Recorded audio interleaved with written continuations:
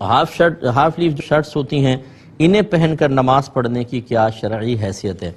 دیکھیں، ایک تو ہوتا ہے کہ یہ یونیفارم ہو، جیسے بچے اسکول کا یونیفارم ہے، ہماری نیوی کا یونیفارم ہوتا ہے، اس میں تو کوئی قباحت نہیں شرعی لحاظ سے، کیونکہ یہ مرد کے جو ہاتھ ہے یہ کوئی ستر میں داخل نہیں ہے، اور وہاں پر اس طرح کی شرٹ پہننا معیوب بھی نہیں ہے،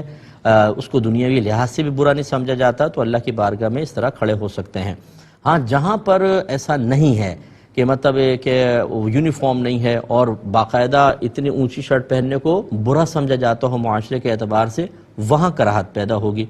اچھا، اب جو ہمارا موجودہ مشاہدہ وہ یہی ہے کہ بعض شرٹس ایسی ہوتی ہیں جن کو پہننے سے کوئی برا محسوس نہیں کرتے، لوگ اس کو عام طور پہ پبلک کے سامنے بھی پہنتے ہیں، تو ادب اور احترام تو یہ ہوگا کہ آپ حالت نماز میں ہاتھ ڈھک لیں، لیکن اگر کوئی بغیر ہاتھ ڈھکے بھی نماز پڑھے گا تو اس کی بالکل نماز ہو جائے گی۔ اگر آپ عرب کنٹریز میں چلے جائیں، وہاں تو اتنی بکثرت کے ساتھ آپ دیکھیں گے نماز گھر سے آئے